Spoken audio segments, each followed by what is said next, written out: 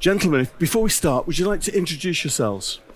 Yes, of course. So good morning, everybody. My name is Thiemo van Spellen, and I'm heading the global accounts for Geopost. And good morning, everyone. I'm Jean-Claude Sonet, and I'm Executive Vice President of Geopost in charge of marketing and sustainability.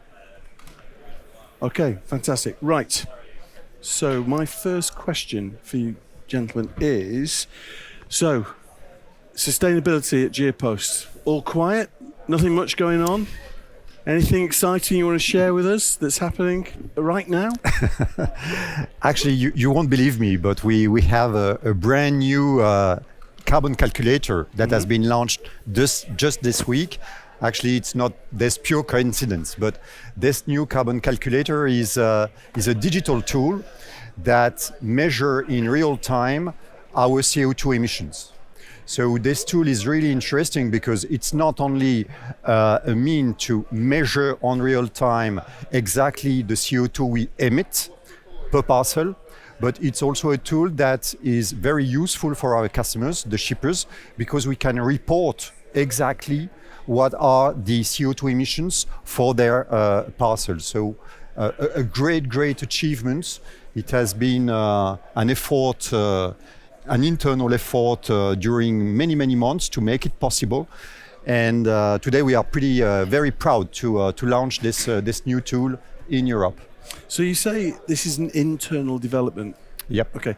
So how do you know that it's credible? That the numbers are real and proper? Have you had it validated by anybody? Yeah. Actually, there are two main elements which are important. The first one is, and that's why it's a brand new tool, it's based on the track and trace of Geopost. So for every single scan event during the parcel's journey, we allocate the corresponding CO2 emissions. So that's why it's real time and it's really fitting to the parcel's journey. And the second element is that this tool has been certified by the Smart Trade Center, which is certainly known by you, which is a non-profit organization in the transport industry that acts for the decarbonization of the industry. So it has been validated by them, and it complies with the ISO, with the European norms, with the GLEC framework. So we try to really comply with all the elements that make sure that the measurement is completely accurate and not only useful for us, considering our carbon footprint, but also useful for our customers to be taken into account in their own carbon footprint. So you've launched that this week, Yep. right? And is it launched across just in one market to start with, while you make sure it's robust and works, or? No. The testing, of course, has already been done, and the piloting, and in the last phase also, let's say, in co-creation with some pilot customers, some launching customers. But we launch it now in the first 10 countries, and Wow. before the end of the year, actually, we expect to have rolled it out over 20 countries across Europe. Well, Yeah. and if I understand correctly, you say that it's linked to each parcel, and you scan every parcel. How many scan points, roughly, for a parcel being collected up in Amsterdam and going to, I don't know, Leeds in the UK? Are we talking sort of 9 scan points along that journey? And your system, your algorithms can calculate the precise carbon taken by that parcel. Yeah. So actually, it takes into account every operational scan during the parcel journey. So it's that's exactly fitting to the track and trace system. So there is no selection of scans. It's every scans is considered and helps to allocate the corresponding CO2 emissions. Okay. Yeah. Are you going to share? So, how many hands up if you're retailers in the audience? Just so I get a. Okay, so we've got probably about 10 retailers in the audience. Are you going to share? Will you give reporting to the retailers so they can see, and it goes to their then carbon reporting? Absolutely. With this carbon tool, we will be able to provide our customers with detailed monthly report, with all the information related to their parcels.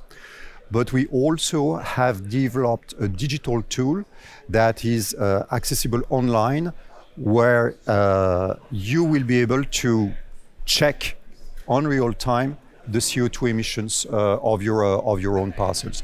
So this digital tool is not developed everywhere in Europe yet, but the objective is to cover all countries in Europe with this tool, so that it won't be only based on monthly reporting, but also giving you the access, a permanent access to the tool, and to make your own, assessment of the CO2 emissions related to your parcels.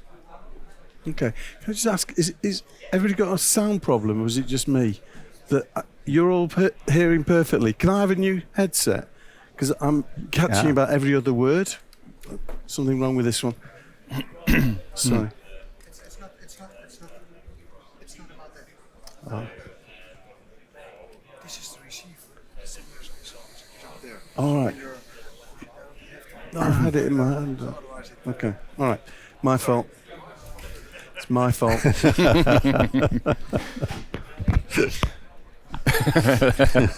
Okay, brilliant. Thank you for that. So you can measure stuff, right? Now, what are you doing as a group to reduce your carbon emissions? I know I've seen on your stand you've got quite a lot of electric vehicles. Can you just talk us through what Geopost has done as a group, maybe over the last few years, to lower your carbon footprint? Yeah, maybe I can make a start, and you, as the specialist, of course, add to it. We're doing a lot of things. So the most visible, I think, because that's the most visible part of our service on the street, is the vans. So the electrification or transferring to low emission vehicles for the last mile. So the vans. That's very obvious. So that's, I think, where it mostly started. But the program is so much bigger and broader than that. So it's also about middle mile, of course. So the line hauls the trucks to get them to low emission as well. It's about the buildings as well. It's about rolling out the charging stations as well for to support the electrification of the fleet. And all of that led to a point where last year, 2022, we decided to increase our ambition on our sustainability goals. And I think as the first one globally, at least ahead of the Paris Agreement and many competitors, have a plan in place that we're rolling out to be net zero by 2040. With already, let's say, an intermediate short-term ambition in 2030 to have already reduced the CO2 emissions by almost half. Despite the growth. So it's really a net decrease despite the growth that we are foreseeing. So that's actually the ambition that we have put in place. Okay. And do you work with retailers in sort of partnership? Because one of the debates yesterday was this age-old debate. You know, is it really better for the environment to deliver to a PUDO, where you deliver 20 parcels and that's fine? So you're not making 20 doorstep deliveries. It's one delivery. It's got to be better. But then you've got 20 shoppers driving in their cars to go to the...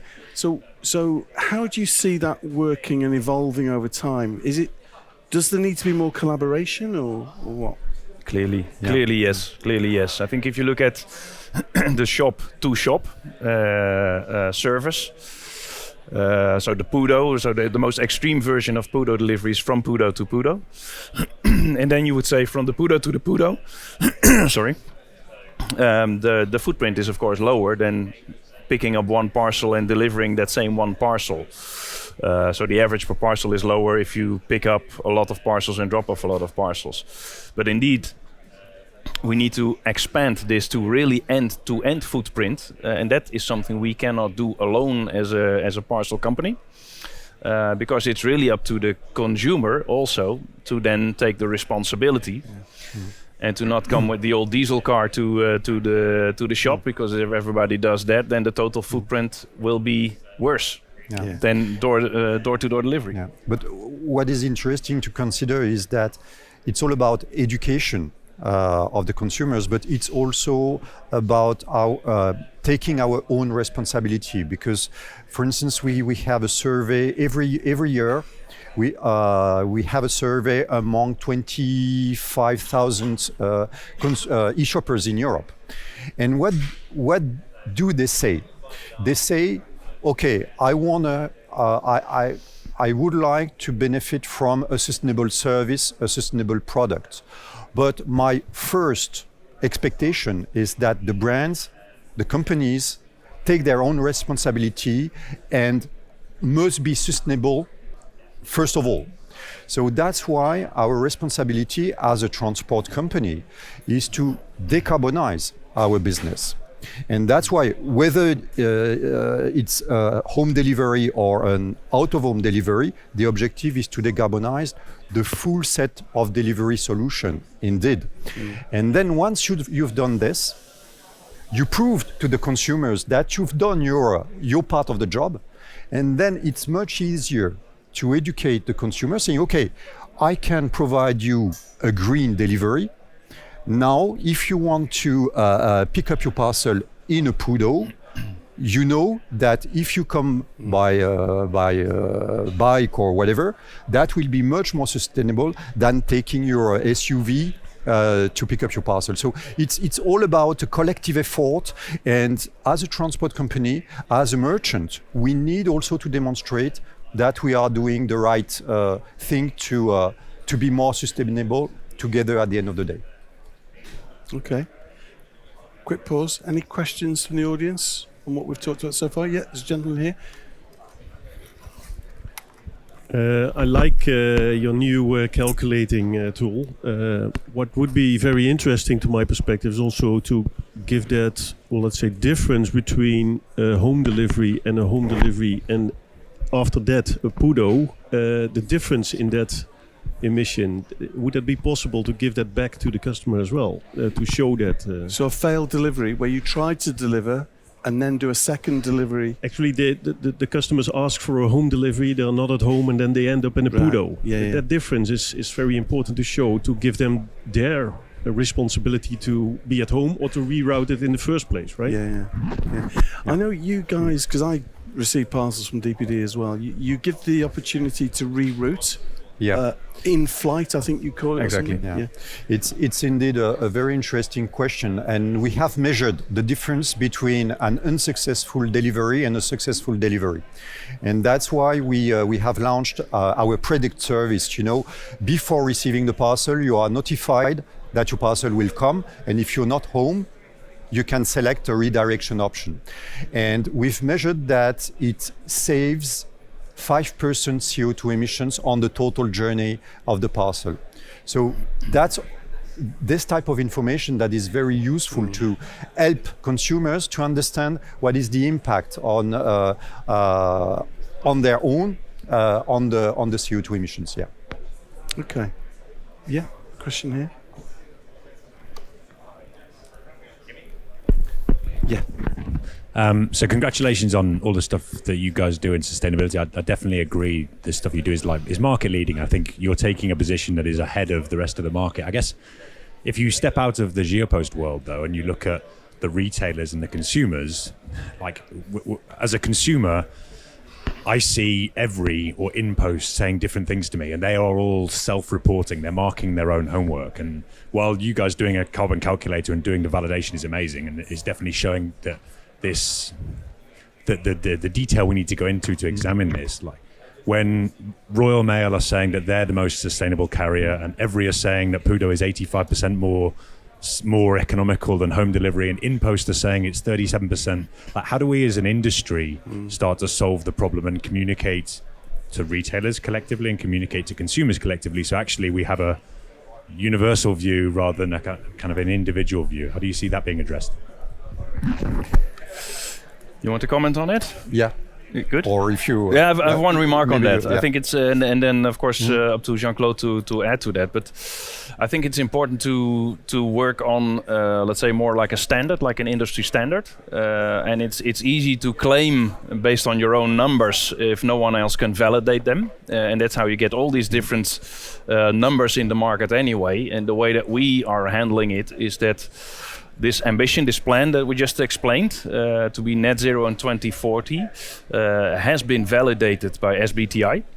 So it's a science-based target initiative, and so it has an external validation showing that the plan and the numbers in it are real, that they are indeed at least in line with the Paris Agreement. They're far ahead, and we will have, let's say, external auditing on the progress of that plan as well. So we find it very important that the numbers that we claim are validated by external organizations who are specialized in doing so. Yeah. And to complement what you've said, Thiemo, maybe two things. The first one is, and that's important for us, it's humility on these topics. Okay, we want to be leader in terms of sustainable delivery, of course, but let's be clear, some technologies are not mature yet. We know that the journey will be specifically long and sometimes challenging. We know that for the last mile, we have the solutions. For the long distance transport, it's much more challenging. So let's be very humble, and the objective is to move step by step, trying to make things in the right way, and again, always being let's say, validated or certified by some independent organization. So that's the first point. And the second point, indeed, there is really a need of common standards in the market. Because again, you cannot compete with your competitors if you don't speak the same language. And that's really important.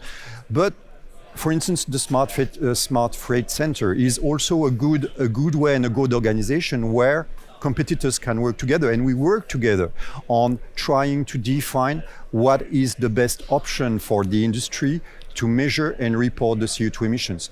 And we have plenty also of regulations or standards that exist. ISO, we have a European norm that is now being developed specifically for the parcel industry. We have the GLAIC framework. So there is not a lack of standards. The big challenge now is to converge all together on the same way we measure and report.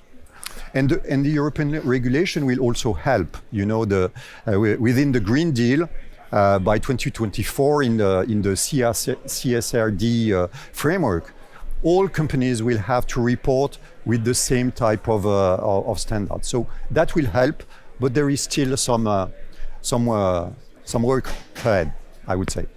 Okay, good question. Right. Obviously, you know, we're through COVID now, but we have the war in Ukraine, we have the economic crisis, we have the slowdown, we've got food poverty, all this stuff going on. Is it justification to pause the sustainability agenda and focus on economic recovery? Absolutely not, I would say. Okay. I think it's, of course, the good way of saying it is that sustainability is a long-term objective that is so important that it overarches short-term economic circumstances. I know, of course, working in business for over 20 years, that if costs are increasing and the consumer demand is under pressure, that you need to do something.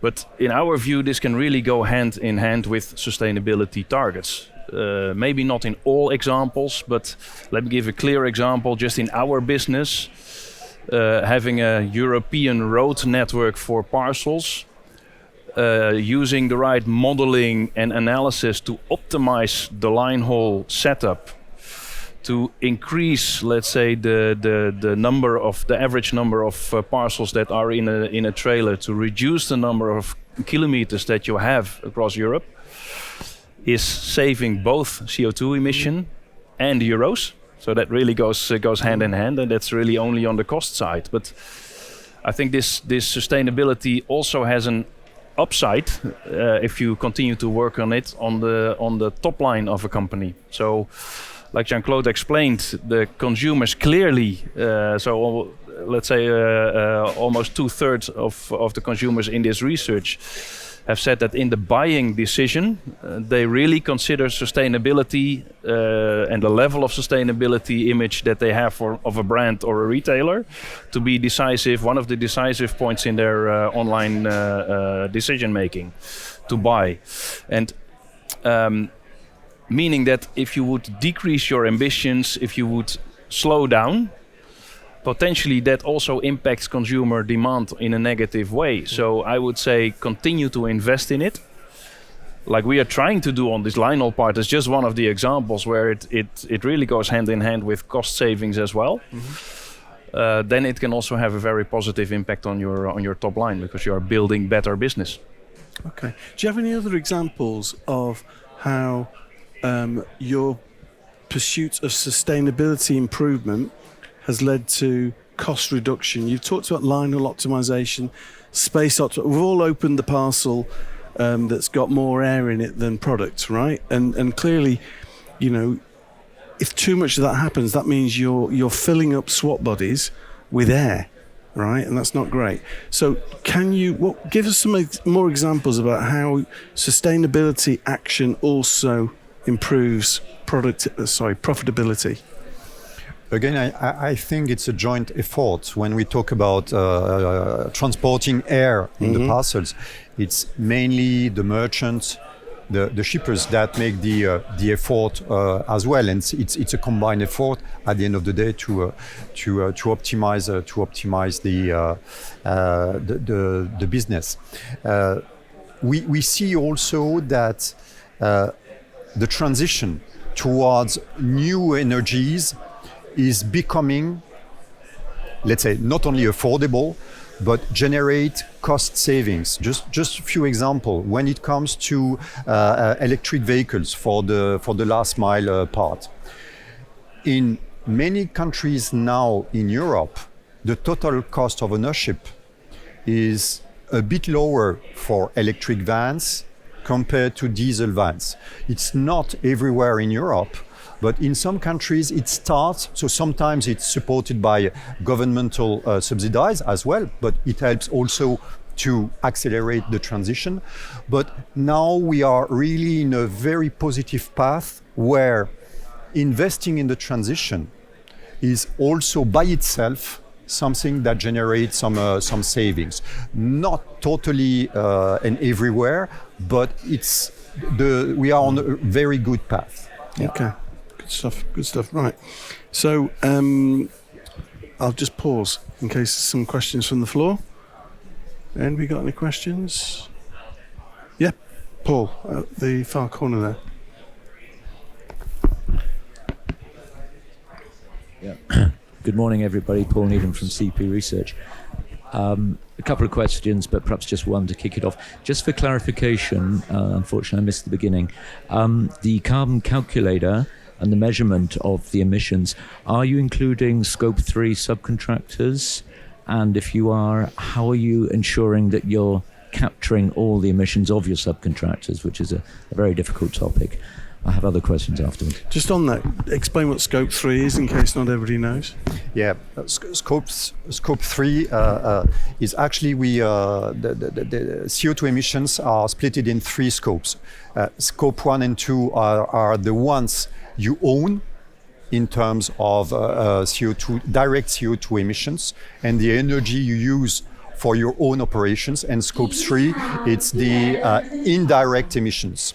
And to reply to your question, yes, the carbon calculator is covering 100% of our emissions, Scope 1, 2, and 3. And because it's based on the track and trace, it helps to cover completely the full parcel journey, even on the Scope 3. So it's super challenging indeed, because Scope 3 is 85% of our total emissions, but we have set a measurement which is pretty, let's say, robust. We've started to measure back in 2012. So we have more than 10 years experience in measuring scope 3. So that's why we consider it's pretty robust. Could be improved, of course, but it's pretty robust, and at least it has been certified by the Smart Grid Center. So I think we have something that is really accurate. Cool. Paul, did you have another question?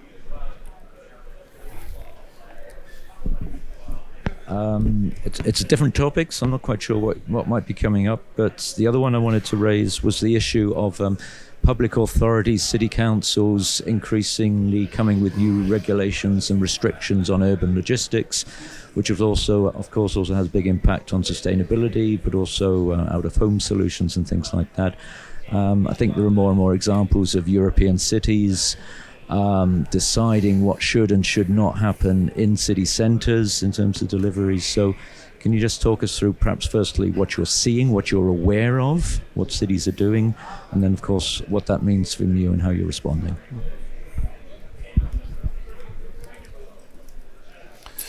We go for it? Yeah? Yeah. Indeed. The challenge in the city centers is very interesting because there are, as you said, much more regulation, low emission zone, and so on and so on. And how to address this topic, because each city is different, so there is no common approach. What we do is country per country, cities per cities, redefining our delivery processes. Because if you just consider that delivering in the city centers, it's moving from one diesel van to an electric van, you won't make it. It's really reconsidering your organization, your process, moving from a model which was based on a depot in the suburb and then injecting many vans into the city centers.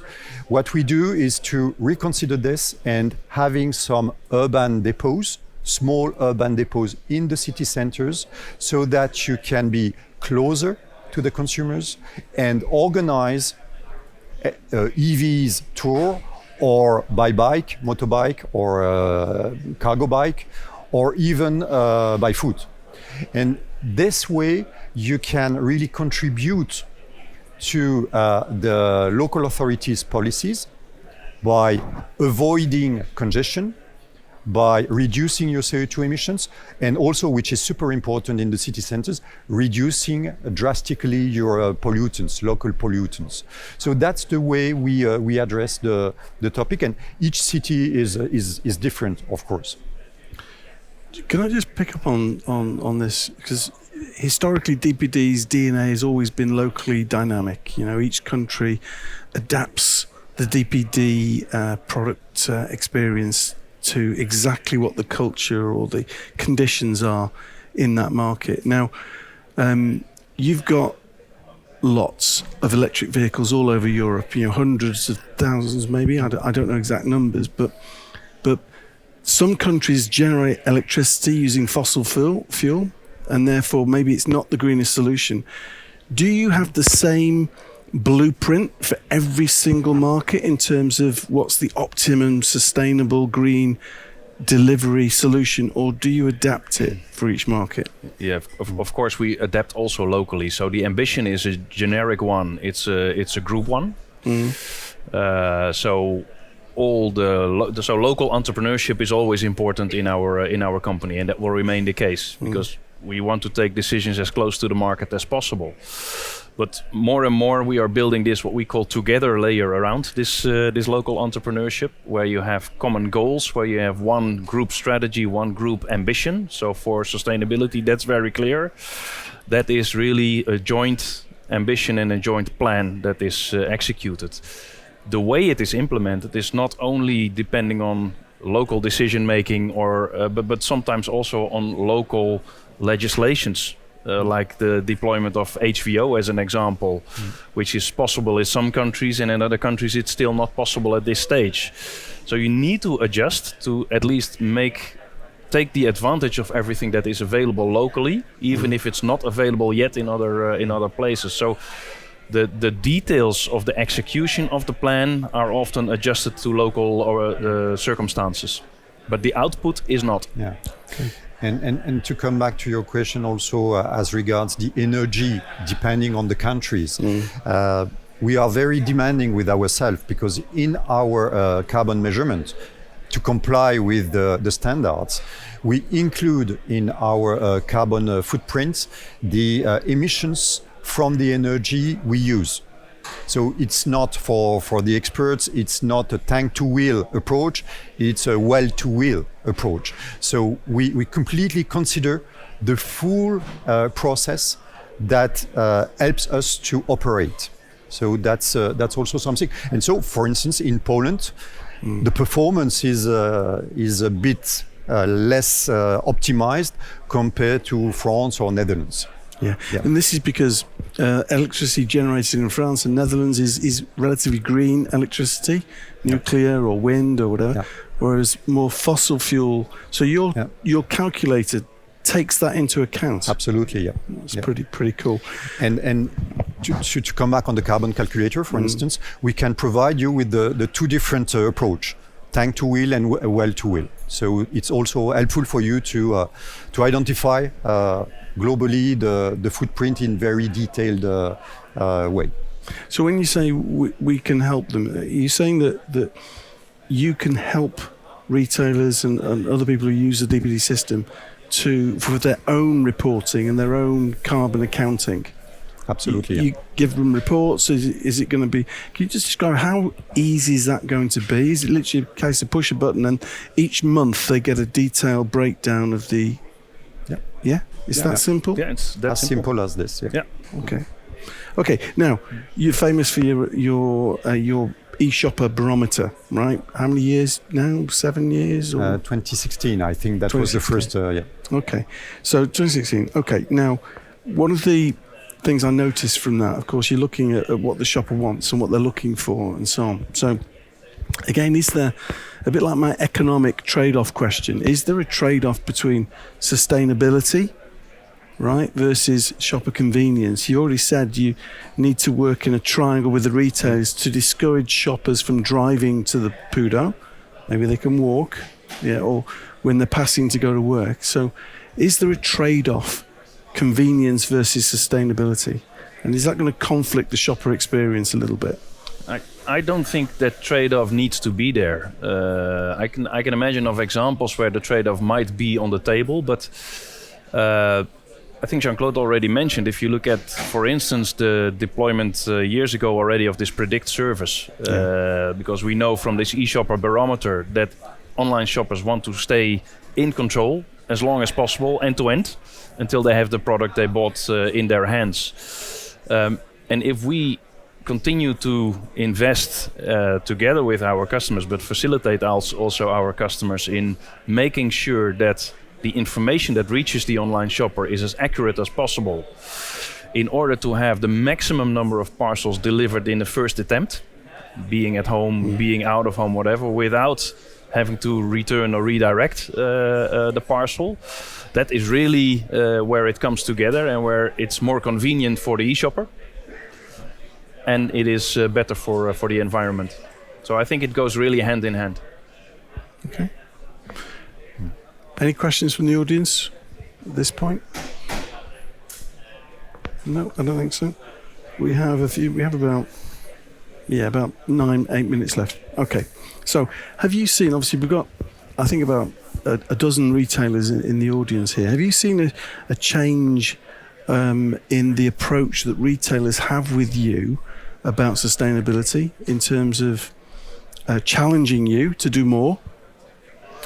Yeah, absolutely yes. And although we feel that we are a front runner on this area in Europe already, but we have seen in the past few years that the topic of sustainability has become more and more prominent in every customer discussion, in tender processes and whatever. It's really a top priority in the wish list or the demand list from our customers.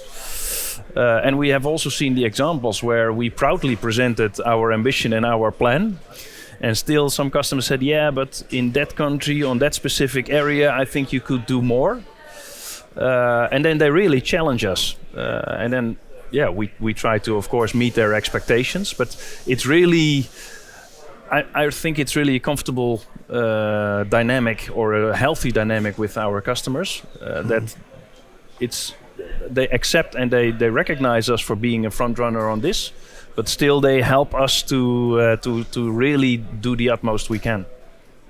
Okay. And I would even say that we are challenging ourselves, because with this carbon calculator we are completely transparent on what we do and what we emit, but also on what are our reduction plan. So if we don't go as fast as expected by our customers, it's also a kind of a pressure on us to make sure that we will deliver the plan. So transparency also is necessary, and I think it's the best way to cooperate with our customers, because we are all part of the same value chain. And when it comes to decarbonization, we can't do the job alone. You can't do the job alone. It's all together that we can make it. So that's why this transparency is very challenging for us, especially if other competitors don't have the same transparency. But that's the challenge we accept. Yeah. But you mentioned earlier, I think in response to Mike's question there, about the by 2024, there's going to be a unilateral agreement between the carriers, or did I pick that up wrong? Yeah.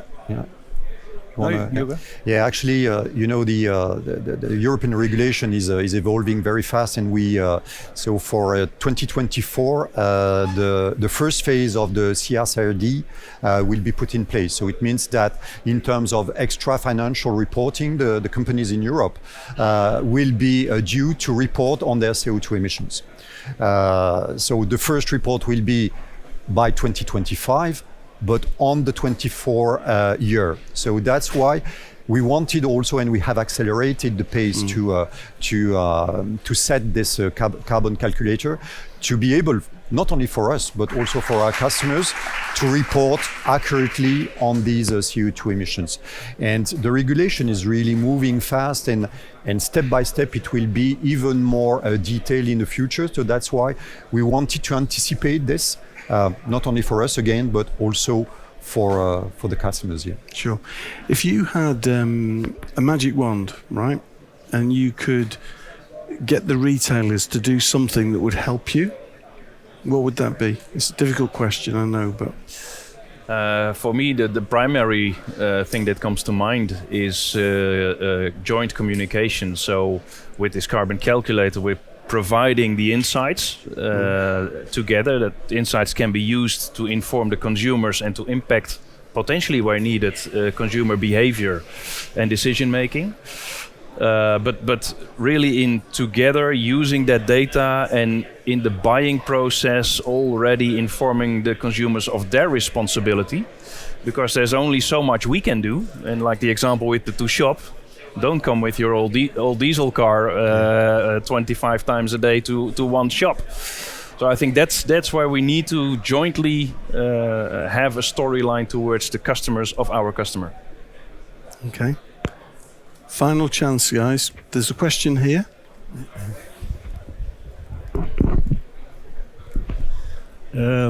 It's a little bit linked to, well, let's say, partnering with DPD. My question is actually, if you say, well, the parcel emission, or the emission per parcel is, let's say, 300 grams per parcel, how do we translate that to the consumer? What that is, right? How does DPD look at that? How you can translate it to the consumer a little bit more, or that they are experiencing their own responsibility more, right? How do you look at that? Challenging question. Thank you for asking.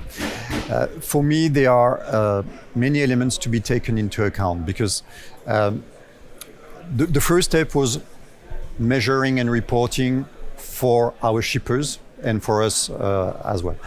Now the next step is how to inform the consumers. But to inform the consumers in a competitive landscape, you need to make sure that all competitors, all players use the same standard, and you can assess your performance with the same standards, which is not the case right now. So that's why we are working on this to have industry standards that could be shared and let's say displayed to the consumers. But that's for me the necessary step. And for us also internally, there is another step we would like to go for, and that's planned in the coming months. Hopefully we will be ready in 2024. It's based on this carbon calculator. We would like to be able to predict the CO2 emission for a specific parcel from one zip code of origin to a zip code of destination, so that we can provide the shippers via API or whatever the information, so that in the checkout immediately you can predict the CO2 emissions. But again, it requires an industry standard, because if everybody can display what he wants, it's questionable. So that's why it's really a key question, a challenging one. But actually, from a technological point of view, we're working on it. Wow, that's really impressive if you can do that. Okay, one question here. Thanks. I have a very Dutch question. Can we get a demo of the tool? Well, yes, the Dutch answer would be yes. Of course. So Where? come to our stand. Let's have a chat afterwards. But of course we can demo. Sure. I love that. A very Dutch question. Here's a very English question coming now. It's not actually. It's a Dutch question. Oh, about cycling. It's about cycling actually and bikes. I haven't heard you guys talk about bikes today, and I understand one of the areas I've noticed a lot of growth in the industry in the last few years is about cargo bikes and use of cargo bikes in urban areas. They obviously have no emissions or very low emissions. But changing a driver's delivery vehicle from a diesel vehicle to electric vehicle is much easier than making that driver get on a bike and start cycling around busy cities. Is that something that you look at European-wide, city-wide? Is it something you're focused on in terms of using more cargo bikes as part of the fleet? Yeah, it's totally part of our strategy in the city centers. Again, the situation depending on the cities are different, but cargo bikes are completely in the scope of our investigation, and more than investigation, in the scope of our deployment. But again, as you said, it's easier to move from diesel to EV. Cargo bikes, it's more challenging, but it relies on the full reset of your organization and your processes. And that's why we work on small depots, urban depots, where you can deliver from. So it's really reassessing and re-engineering, I would say, your delivery organization in the city centers. And just to give you the plan for us is that we have targeted the 350 largest cities in Europe, and we have the plan in these 350 cities to fully decarbonize the delivery by 2025. Wow. Yeah, but can I get your name? Okay, here's somebody else on here. Okay, brilliant. Right, we've come to an end. One last question for you. What next? So if people are interested, obviously, we've got a lady from Holland who's going to come and visit you and see a demonstration of the tool. That's a good start. So basically, the next step for these guys, if they're interested in anything you've said, they can come and find you where? What's your stand? Yeah, at the stand. Yeah. It's 60, I think. 60, yeah. Yeah, 60, Okay. stand 60. So You come will be to more us. than welcome. More than welcome. And of course, if you don't have the time to do so, just contact us at any other moment to start a discussion. Yeah. And really investigating together what can we improve together. I think this is really, I think the key conclusion is this is really co-creation and co-communication. So let's work together on that. Cool. Thiemo, Jean-Claude, thank you so much for your time. It's been an absolute pleasure. Thank you as well, ladies and Thank you gentlemen, very for your much. questions. Thank you. Good session.